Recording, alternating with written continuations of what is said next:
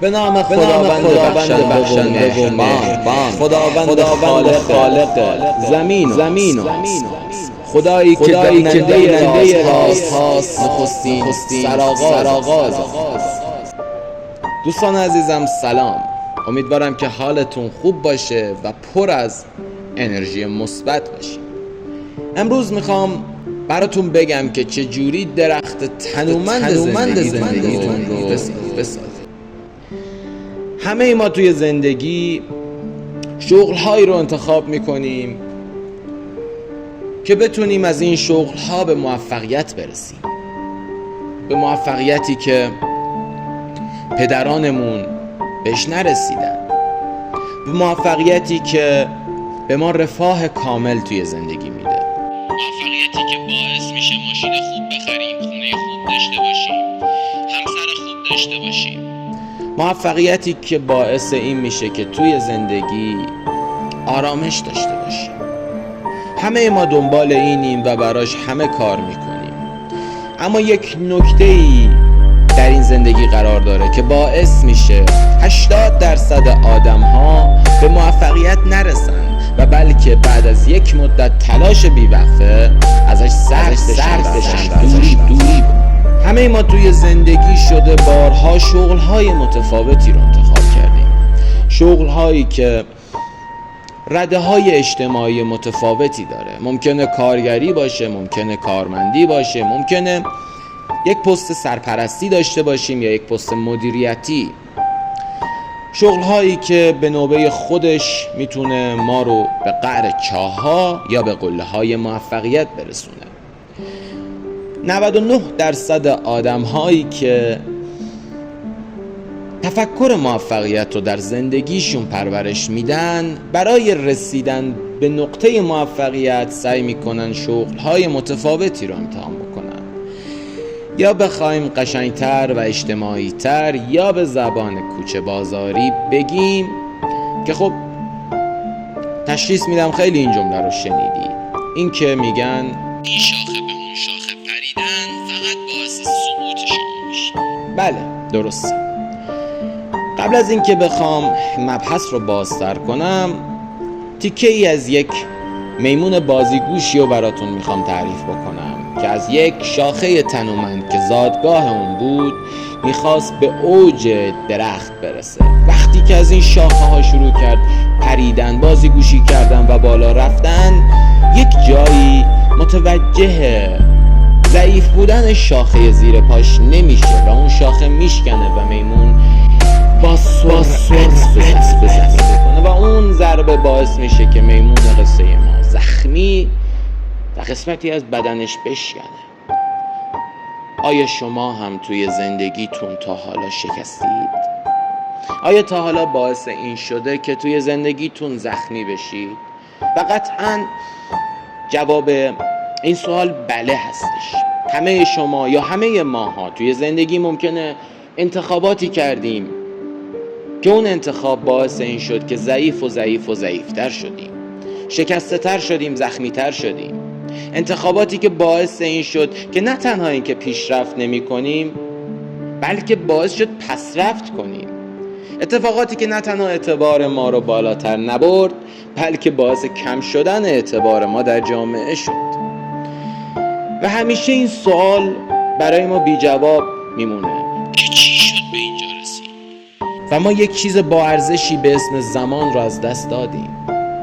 ولی وقتی جلوتر میریم و به عقب نگاه میکنیم متوجه این میشیم که ما توی زندگیمون انتخاباتی کردیم که نه تنها ما رو قوی تر نکرد بلکه ضعیفتر کرد. و اون انتخاب این بود که تمرکزمون رو از یک کار برداشتیم و روی چند تا کار متمرکز شدیم. برای مثلا یک شخصی در حوزه بازارهای مالی یا ترید ورود میکنه و در کنار این که ترید رو داره آموزش میبینه سعی میکنه یک برنامه نویس حرفه‌ای بشه و در کنار این که هم میخواد یک تریدر بشه و هم یک برنامه نویس حرفه‌ای سعی میکنه که یک کار آزادی رو هم داشته باشه. و اینجا یک سوالی هست که آیا واقعا این شخص موفق خواهد شد؟ بذارید اینجوری بگم، ذهن ما طوری طراحی شده که تمرکز اگر روی یک نقطه باشه درصد موفقیت رو بالاتر میبره تا اگر تمرکز روی چند نقطه باشه. بذارید ساده تر مثال بزنم. فکر کنید که یک کمانی دارید و یک نقطه ای رو قراره با یک تیر بزنید. آیا زدن یک نقطه با یک تیر آسون تره یا زدن 3 تا نقطه با یک تیر؟ خب مسلماً گزینه اول راحت تره. ذهن ما اینجوری طراحی شده که اگر روی یک هدف متمرکز باشه باعث این میشه که درصد موفقیت ما رو بالاتر ببره. و همه ماها برای این به موفقیت نمیرسیم که تمرکزمون به جای اینکه روی یک نقطه باشه روی چند تا نقطه است. و به قول گفتنی شاخه های زندگی ما بعد از اینکه یکم قدم روشون میذاریم میشکنه و ما رو به زمین پرت میکنه. و حالا یک سوال، چجوری میتونیم درخت تنومند زندگیمون رو بسازیم؟ خیلی ساده است. فکر میکنم تا الان جواب این سوال رو پیدا کرده باشی.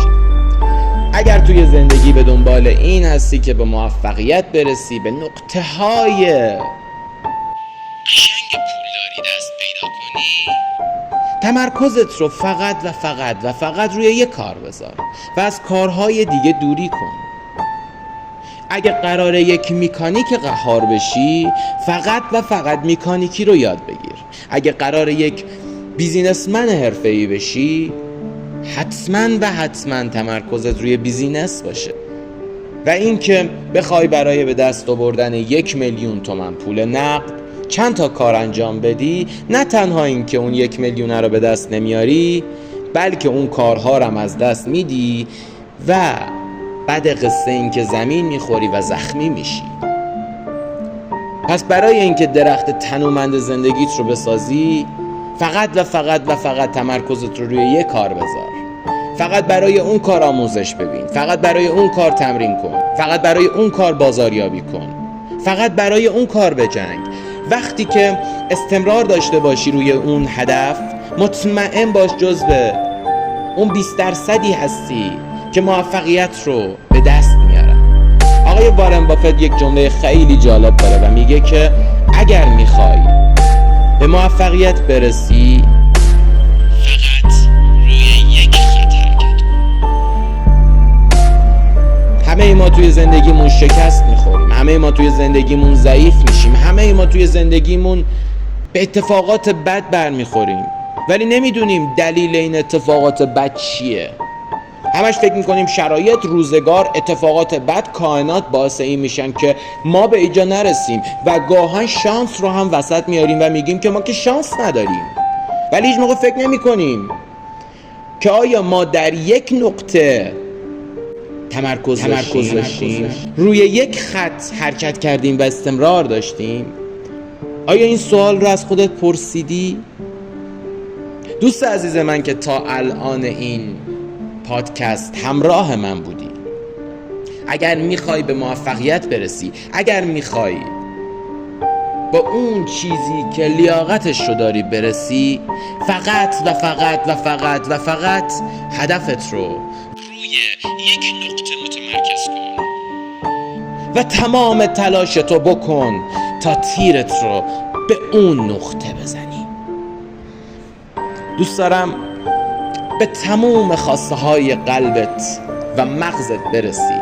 همین الان بگو خدا رو شکر و برای هدفت بلند شو و بجنگ.